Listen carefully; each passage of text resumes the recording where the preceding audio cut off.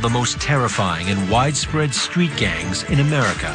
We live the day by the day, not knowing if we're going to be alive tomorrow. And ride with the police units tasked to put the gangsters behind bars. Get up against the wall. Hands on the wall. Or give them a one-way ride on Con Air.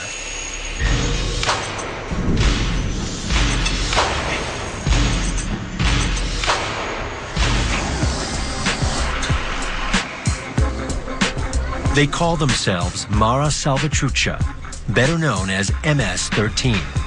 They are the most violent gang in the U.S. There's nobody that survives an MS-13 attack. You know, if they intend to kill you, you're gonna die. They pride themselves on the amount of violence that they use against their victims. 10,000 strong, their reach extends across much of the United States.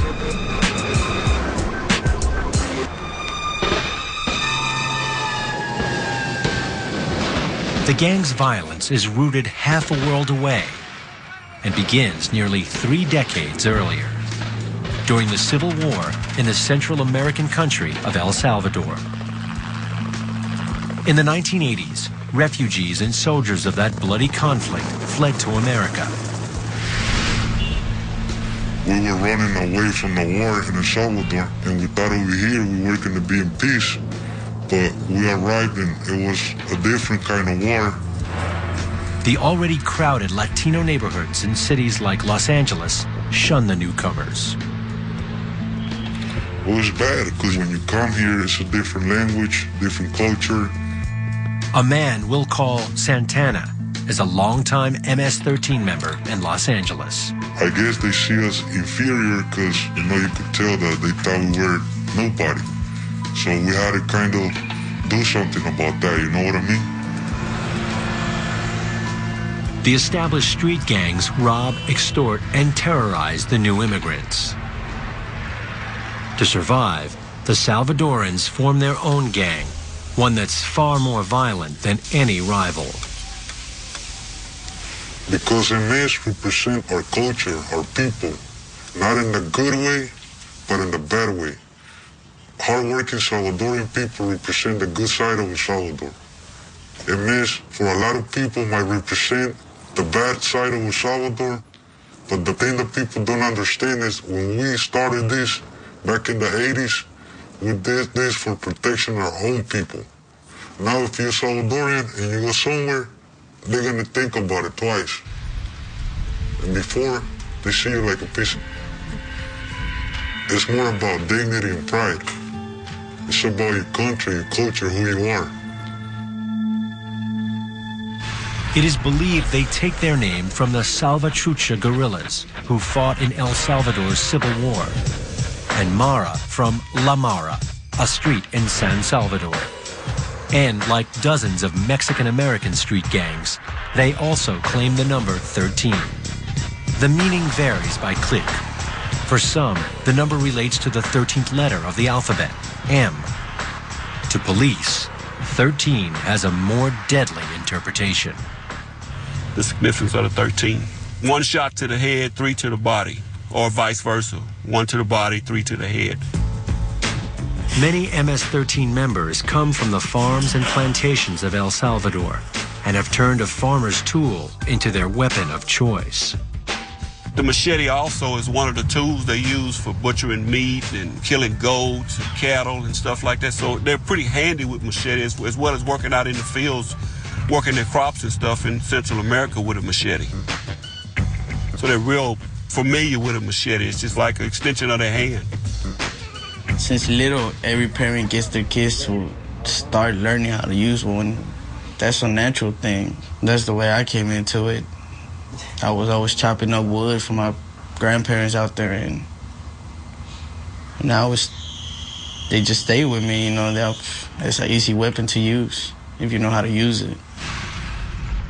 Law enforcement suspects some gang members have extensive paramilitary training in El Salvador, which makes them a double threat.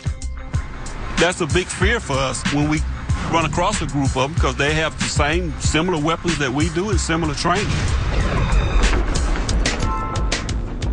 The gang member known as Rata leads an MS-13 clique in Houston, Texas. We're gonna make you see us. Yeah. We're gonna make you remember. If you're gonna stay alive, we're gonna make you remember who we are, what we did. You ain't gonna even wanna come back and do a revenge on us. Because if you do that, you know your whole family is gonna be dead. You come up running and you got a machete. That's it. You're more of a man when you use your hands instead of a bullet. Because a bullet can shoot anything, hit anything, you know. I can just come behind you and cut your throat. That's it, you know. It's like, we'll chop you out. We chop one of your legs off. Just make yourself and put the leg right next to you. Police say they are among the most dangerous criminals they have ever encountered. Absolutely. They do a lot of body mutilations and dismemberments and, you know, just making statement killings a lot of times. You know, want everybody know this was an MS-13 killing. The level of violence is real high when it comes to MS-13. Coming to America, they gravitate to the towns and suburbs, not just the big cities. MS-13 is nationwide. You know, they're from the West Coast to the East Coast, down in the South. You know, they started out in L.A. They were protecting themselves from the other gangs, and then they just migrated all over the United States, you know, the land of plenty. No town of any size is immune to their violent ways. People say, yeah, we don't own this, but they don't know what we go through every day and night. We walk these streets, we drive around these streets. We shoot in target like he said. Ain't nobody like us. They know who we are and they know what we do. The Harris County Sheriff's Department also knows who they are. A cultural melting pot, Houston is home to a significant Salvadoran population. Over 90 languages are spoken in the city. But sheriff's deputies say the streets have a cryptic code all their own. Hitting the streets, they quickly roll upon MS-13 graffiti. The gang uses these symbols to mark their turf. They also use it to communicate. Police view it as the first sign of imminent violence. We got to find out what's going on as cops. They talk all the time. They pass word around. They're talking right now when they're doing this logo and this graffiti stuff. Somebody's sending a message. We know you're here. We don't want you here. We're crossing through your stuff. We're blatantly disrespecting you, and come on with it. On this day, investigators try to crack the communication between MS-13 and its longtime rival, the Southwest Cholos. They're equally as violent. SWC is known for running this part of town as far as gang activity is concerned. They were here first in this area. SWC's been here for a long time.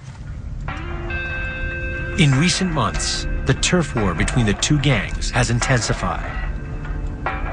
MS-13 members slit the throat of a Southwest Cholo in the parking lot of an apartment complex. Weeks later, a 16-year-old MS-13 member was shot and killed in retaliation. They're just some little punk. They like to jump people, and we don't. We like to fight one-on-one. About the side with Cholos, man, fuck them motherfuckers, huh? Fuck them motherfuckers. They could die. It was never gonna stop when they killed my friend. You know, they came and retaliated. We're coming back. They just don't know when and how. They started, we'll finish it. Evidence of an all-out gang war covers block after city block. That's the scary part. That's the dangerous part because they're living in each other's backyard right now. 1,500 miles from Texas, Nassau County on Long Island is plagued with the same menacing threat. Just east of New York City, Nassau County is a world away from the congestion and crime of Gotham. But this genteel and exclusive community has an unwelcome resident. A machete-wielding street gang known as Mara Salvatrucha, or MS-13. The gang is claiming large sections of the city. They are dealing drugs and warring over turf. Their vicious tactics make stopping MS-13 a priority for Nassau County Police. In Westbury, it's just been stabbings. We think it's the same group. Right, we have 3 or 4 other cases. All the same. All stabbings same, and usually in the back. Same MO, right.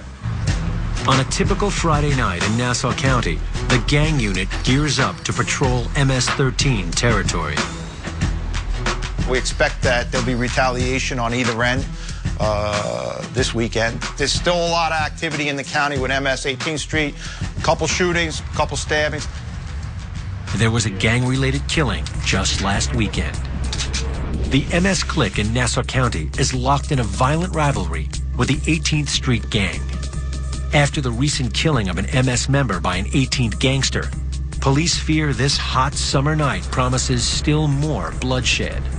The way in putting fear is really hurting people, cutting them up, letting them all know. They'll let them know who they are. So they're really ruling through intimidation and fear. One of the suspects in a recent knife attack is an MS enforcer, known on the streets as Lucky. Right now, I just saw the name Lucky. That was mentioned in a case I picked up yesterday. They can ID who this Lucky person is. Within minutes of hitting the streets, Yeah, there's a big MS. the gang unit finds graffiti. Here's more graffiti right here.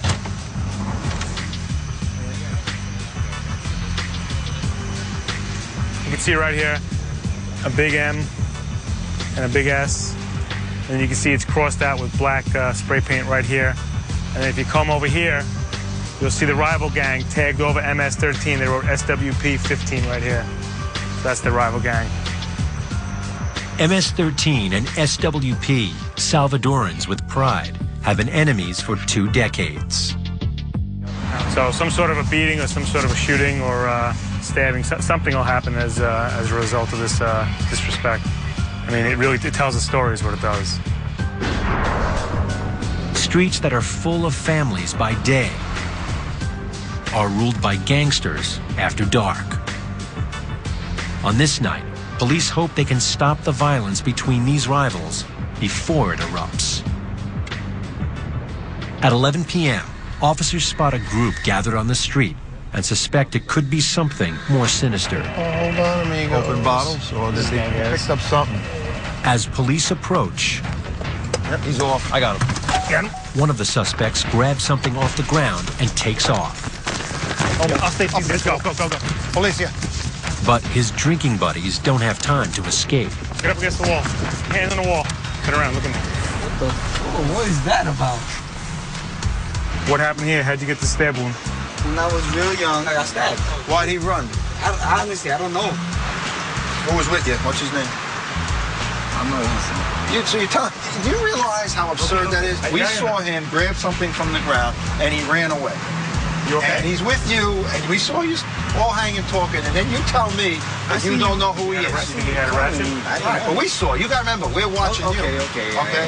Listen to me right now. You're gonna go to jail. I'm gonna lock you up unless you give me your friend's name. I want his name right now. I was kind of with him, then he bounced in there. It's all wooded. No, I know, I'm it's a not tough going spot unless you had help. The officers determine it is too dangerous to chase the suspected gang member into the dark woods. Stop picking up all these bottles. All right, you're gonna throw them in the garbage. But they don't go away empty-handed. You should do better than I that. just want to see your leg. You got anything on your legs? Any hot things on your legs? Put your hands down in the bottle. I'm taking you a picture. That's for us. Take a picture. Instead of taking you to jail, we take a picture. You know what? Ask them to PD. They got plenty of me. No. We are About them. Take this off. We just sent them a message. That behavior is not going to be tolerated. We got lucky with that. You got something. For police, information is their best weapon. The photos go into a regional database of known and suspected gang members. We try to find out their nicknames, affiliates, associations, all those things. And then we will generate this report and we send this out. My function is to try and identify these individuals, try to find out what they're involved with, and then quite possibly subsequently in the end, get an arrest and a conviction. In the war against gang violence, police need every advantage. These guys are extremely dangerous. We're starting to see an increase in guns when in the past, They were just doing a lot of stabbings, but now we're seeing guns. Don't get me wrong, they still do the stabbings, but the guns have increased as well. For police, it's a disturbing trend. The public on a whole is even more at risk when it comes down to something like that, because they arbitrarily shoot, and that's extremely dangerous, and that makes our job a little dangerous as well. As the police approach to gang violence evolves, so does MS-13. More experienced gang members from El Salvador are teaching new MS-13 members how to commit crimes. And they have the most knowledge on what to do, how to do it, and they feed the knowledge to the younger guys, like how to stab, where to get rid of the guns, how to hide the guns, how to collect the money and use the money to buy other guns and things like that. They also teach younger members how to elude police. They were learning that they should have a car, a second car to jump into if they're shooting, to change, so they're not driving around the same car that they saw out of the shooting. They'll change their shirts, so they mix. One guy might walk away and two guys will drive away. They'll change the shirt, walk away. So now when you're looking for three in a car, there's only two in a completely different car. In the fight against a secretive organization like MS-13, knowing who they're dealing with is half the battle. In the early days of Mara Salvatrucha, gang members would immerse themselves in ink. Traditionally, tattoos in the MS-13 were used as signs of power and signs of status within the gang, especially tattoos that were above the neckline and on the face and the forehead. Then police started documenting gang tattoos. See, they know that we're out there doing this. So what they're trying to do is, of course, try to hide their gang affiliation now. So can't deny, oh, this is just, I like the number 13. No, you're affiliated with a gang member at some point. See, if you go to a recent picture of the same arm, now it's gone because he covered it up with this. The intelligence gathered by the gang unit is collected into a central database that can be accessed by officers on patrol. These are the people in the first precinct that have warrants on them. We let the cops on the street know who those people are. Now, when police make a stop, they know if they're dealing with a member of a violent gang.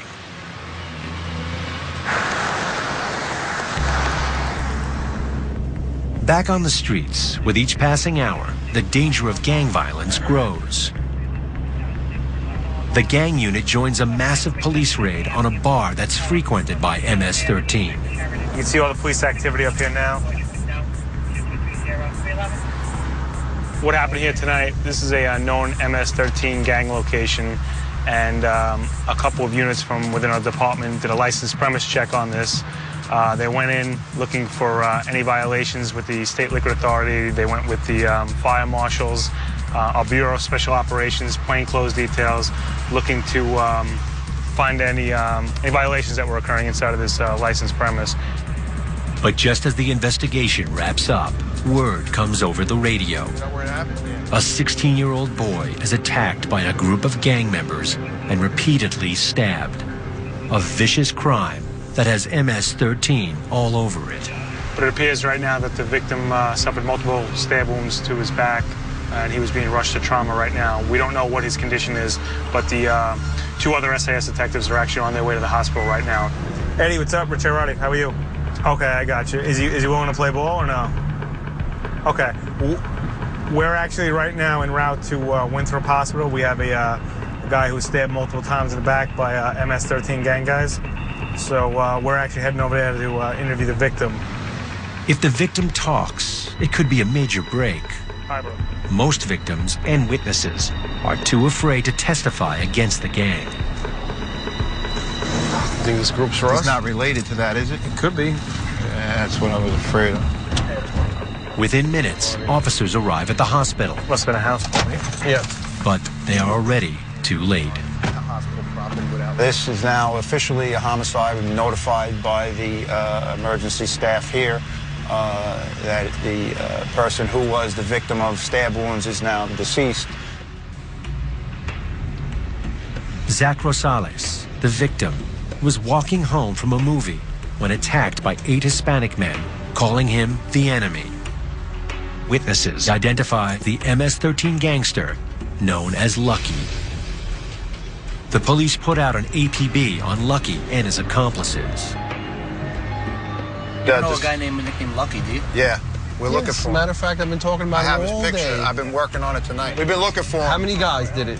3? He said there was 8. Wow. There's Lucky again. Yep. See that? What a coincidence. It's the same guys. Boom, boom, boom. Lucky, Piedra. Unbelievable. We were just looking at that. That's what happens. Once you run into them, they'll go on a spree. That's the way it just always happens. All these stabbings look like it's the same group of people. Lucky's MS. It's the same one I was talking about earlier. Yeah, he was 18, right? But the killers melt back into the streets. And the community wakes up to bloodstains and a shrine marking the place where a teenage boy lost his life. For the bloody street gang known as Mara Salvatrucha, or MS-13, the violence is intoxicating. It's unexplainable. That rush that I had each time that I did a job, or each time that I did a drug deal, each time that I shot somebody, it was like that rush that I have in my heart. It was like, it's like being almost like in a roller coaster. When you're going up and they let you going down, all that rush that gets in your heart, that's a rush that we have every single time we do something like that.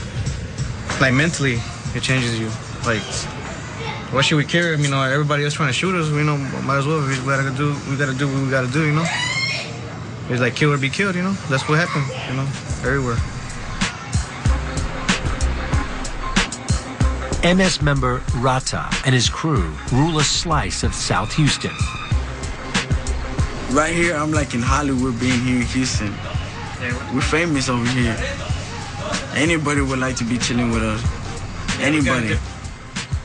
For his crew, guns are a part of everyday life. Inside my mom's house, I got an AK in there. Anybody walks through that door, I'm blasting them. In my car, I got the shotgun. And under my pillow, I got the 22, and that's it. So we're ready. And guns are easy to come by, given the gang's connections. We had a friend that he was part of the army, and we were using him to get the weapons that we needed. We were using him to buy the guns, and he used to report them back stolen, but he would just sell it to us for half of the price that he'll buy them for, and that's the way we got all that money. That's the way we got the money and the guns. Yeah. You're gonna carry a gun everywhere you go.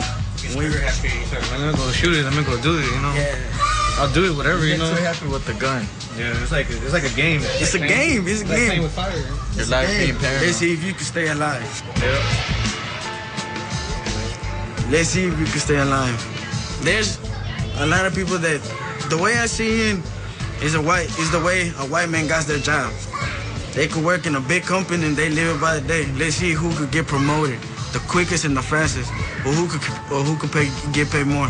The way we do it is, who can we control and how many hoods can we take over with the drugs and the money coming in.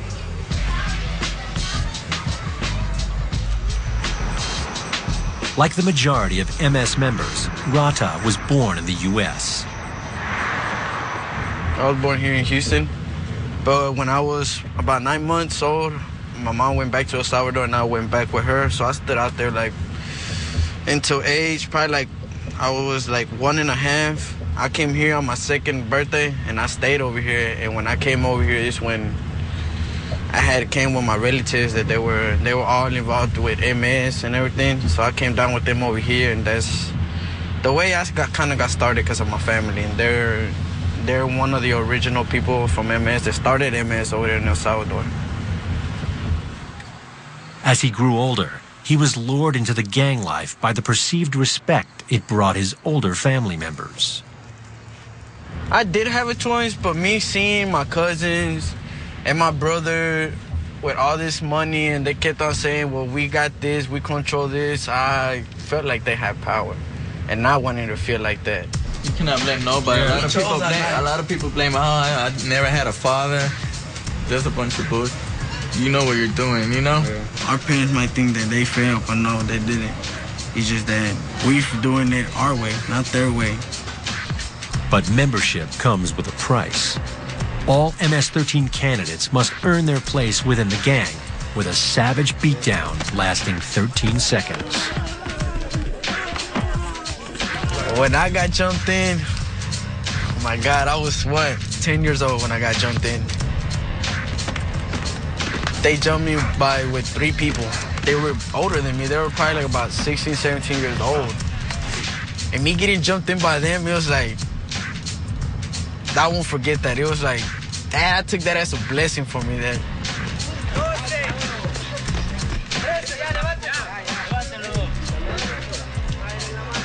I knew what I was gonna become, and I knew that I was heading somewhere that I was gonna be known.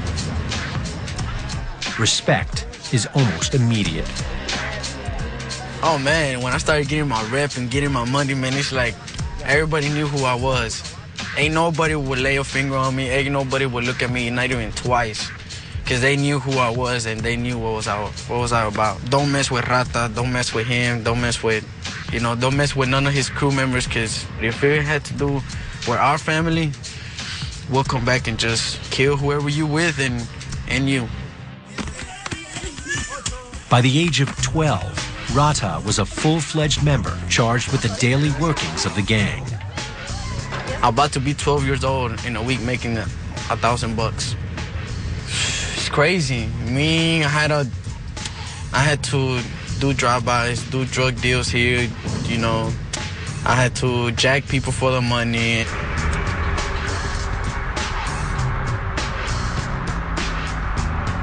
While the first wave of MS-13 joined the gang for protection and a sense of family not found at home, Rata's generation is all about money. Without money out there, you ain't nothing. So what other choice you got to get quicker money is the gang life. Although power is equally as important. To me, it's pretty much about the power and respect. Those are the 2 main things. But everything else, I don't care about. But the respect and the power that I'll have, it's worth it. Trust me, I'll go anywhere around Houston and nobody will touch me. When it comes to MS protecting its turf, both power and respect are deemed necessities. We see a group of guys walking over there, if we don't know who they are, we're going to chase them or whatever. Attack them or whatever, without thinking twice. And that's how you control your neighborhood. That's how you control your hood, everything. But this is our job right here, 7 days a week. This is our job. Stay on the block, outside. Get up every day. That's our job right there. Getting money and being on the block. We don't need no cops. We attack. We attack. We attack, or either we go up to him and see what he is. If he says something that's wrong, like I said, we shooting target. Wearing the wrong color can also be a death sentence. Let's say somebody's wearing red over there, walking over here or something, and then we're wearing blue here, we're going to say something about that, You got to be wearing the right color, because if I walk around into Cholo Hood wearing all blue, they're going to shoot me or jump me or something, I'll get out. MS members proudly display blue and white, the colors of the flag of El Salvador. In Hempstead, Long Island, thousands of immigrants gather for an annual celebration.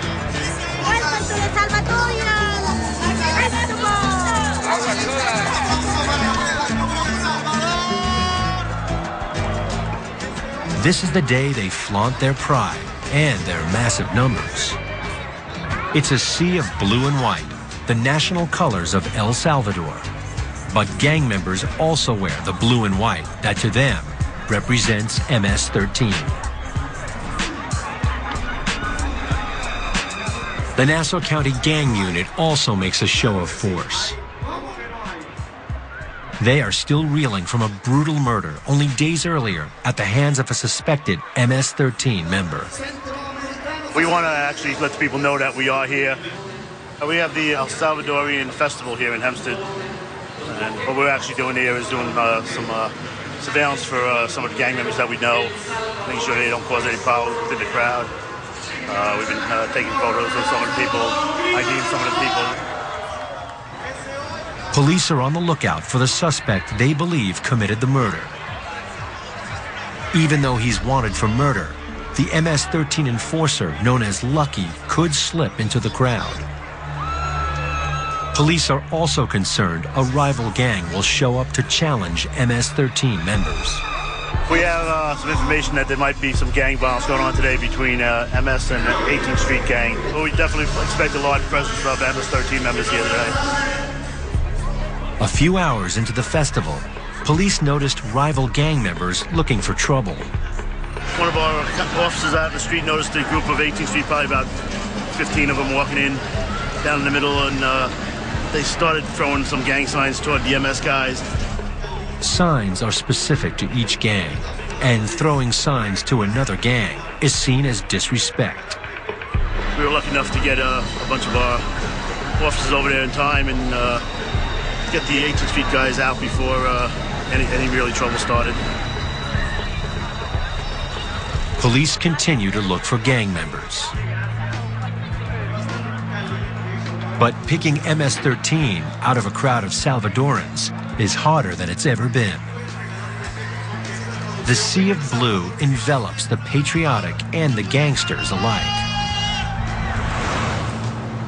In Houston, Deputy Joel Miller knows those colors are the only consistent clue in trying to identify MS-13.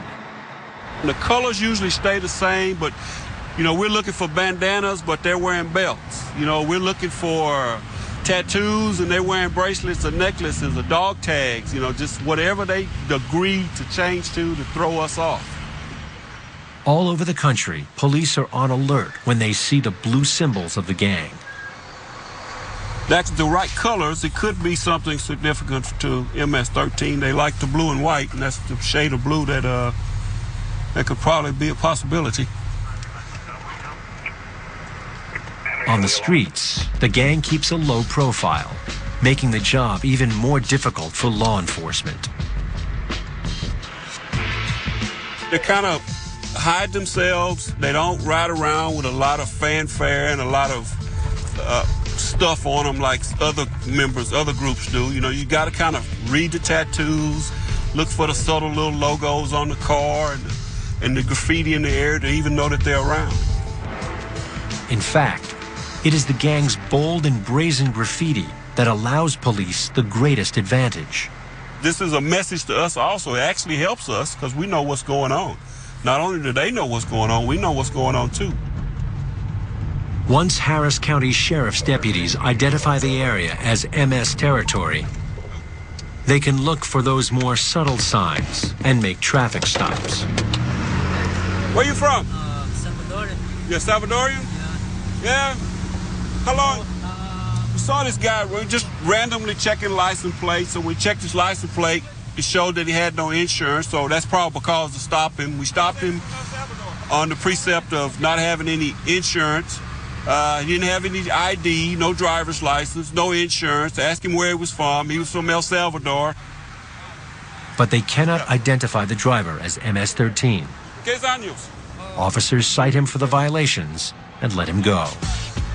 There's so many people you contact like that. You know, we would constantly be taking people to the lockup center to be deported. It's something Houston authorities deal with day in and day out. However, deportation is one of the most powerful weapons in law enforcement's arsenal. And it's reserved for the most violent offenders, those like MS-13. Not far from MS-13 turf in Houston is the regional headquarters of Immigration and Customs Enforcement, or ICE, where 36 convicted criminals and 9 MS-13 members go through processing prior to boarding a Conair flight to El Salvador. Someone who is MS-13 and not an American citizen can automatically be removed from the country and banned from returning for 20 years. ICE officers fingerprint the prisoners, shackle them at ankles and wrists, and spell out the harsh conditions of deportation. to the warning that you cannot return to the United States illegally for 20 years. And in case you return, you may be subject to incarceration of 2 to 20 years and a fine up to $250,000. You do have the option to come back. Several thousand gang members have been deported in this way. It is unquestionably a blow to the gangs. It hurts because once in a while, we gotta help them take care of the kids that they live here, you know? And then we gotta still figure out a way how to bring them back. What's also certain is that many MS-13 find their way back to the U.S. They boast about it. You know, I'll go ahead and send me back. I'll be back in a week. I'll be back in a month. We just did an ICE deal a couple of days ago where one of the guys was recognized by the agent as being deported less than a month ago, and he's already back. If they do want to come back, we put the money together. So we all have families deported already, at least once. And it's hard. Everybody goes through it. The deportees board a van for the transfer to the plane. MS-13 gang members get confined to a cage-like area with metal screens.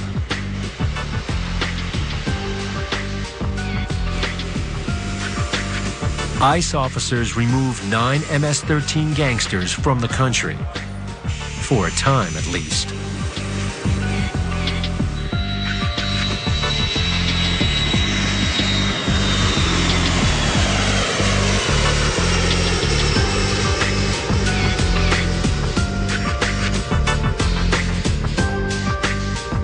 Mara Salvatrucha, or MS-13, has been wreaking havoc across the United States for nearly 3 decades.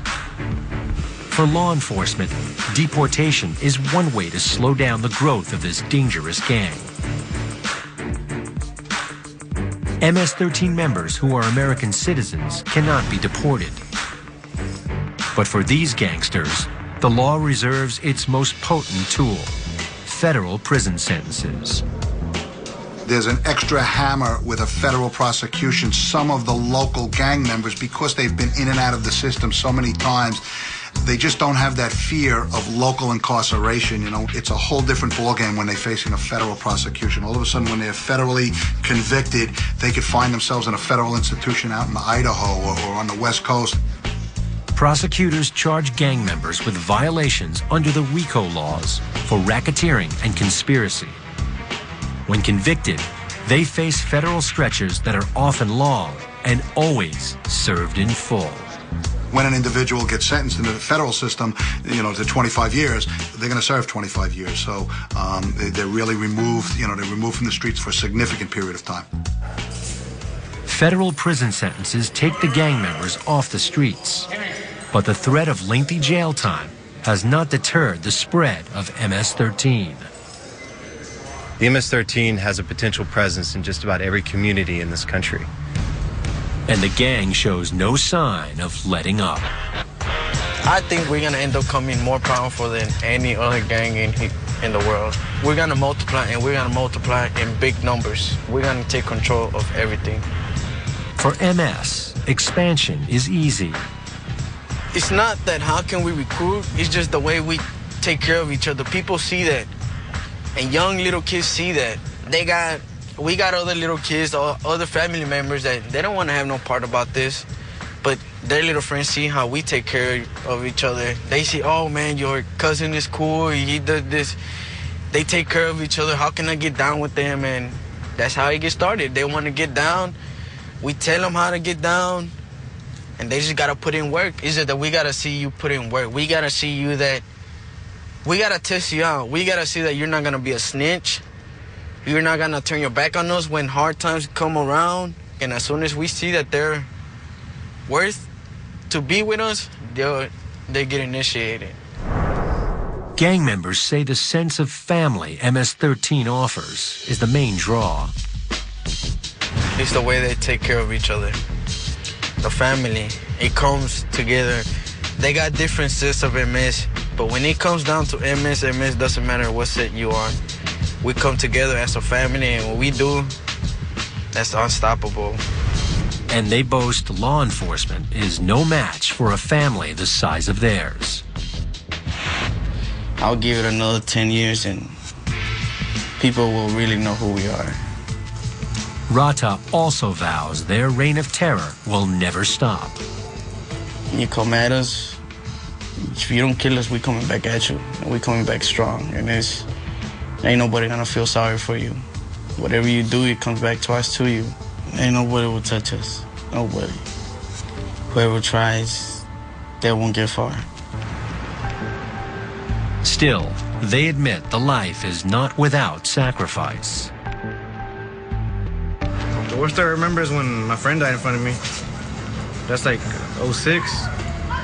I mean, I never thought, you know, it would get to that point. That's when it got more serious, when I seen my friend die in front of my arms and his brother's arms, you know? Your head gets really messed up. You don't feel no pity after that. You know, you have no remorse or anything anymore. I mean, it's just real deep. It gets deeper and deeper through the years. Like, I seen friends get shot. I seen friends die in front of me. I went in jail. People got in jail. People got deported, you know, things like that, you know? But authorities have their own philosophy. It's a big cat and mouse game between law enforcement and the gang members and then gangs amongst themselves. How we stay on top of it, the main part is being out here, being proactive, stopping them, talking to them, talking to citizens, talking to business owners. You know, the streets talk, the streets will tell us what's going on. Meanwhile, in upstate New York, luck finally runs out for the gangster they call Lucky. Christian Sandoval is nabbed 4 weeks after the murder of 16-year-old Zach Rosales. Sandoval and Fuentes Gonzalez are charged with second-degree murder.